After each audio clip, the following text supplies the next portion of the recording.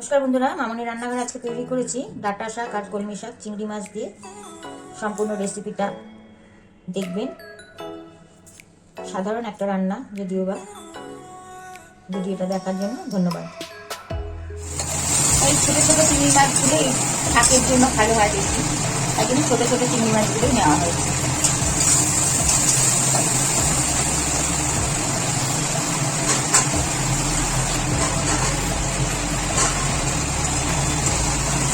আর বেশি থাকবে না, মাছটা তুলে নিলাম।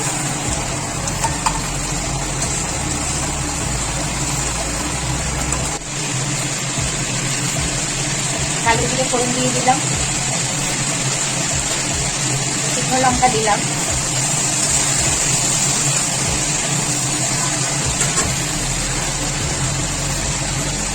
একটা লঙ্কা ফাটিয়ে দিলাম। আমি দুটো লঙ্কা দেবো, ঝালটা দিয়ে যেমন খাবেন সেরকম দেবেন। পেঁয়াজ দিয়ে দিলাম, একটা পেঁয়াজ আছে এখানে সাইডে।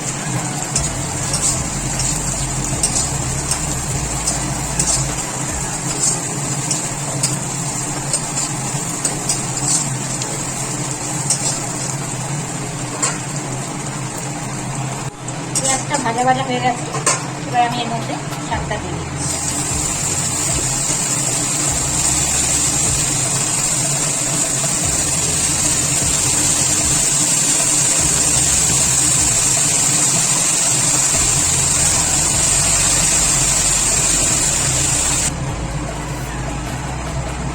স্বাদ অনুযায়ী নুন দিলাম,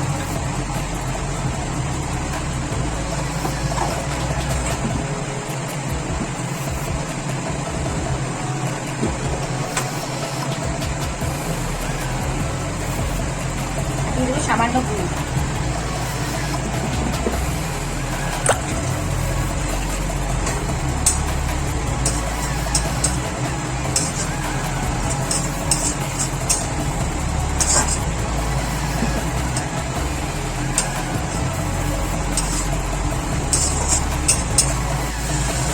শাকটা জলটা টেনে গেছে, প্রায় হয়ে এসেছে শাকটা।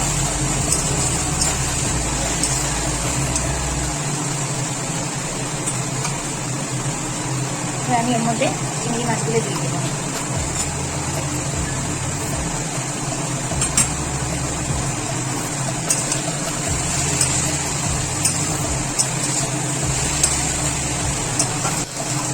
শাকের জলটা একদম টেনে গেছে, শুকিয়ে গেছে জল পুরো, ঝরঝরা হয়ে গেছে।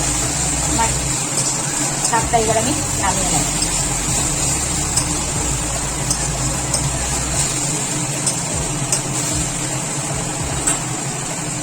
গ্যাসটা অফ করে দিলাম।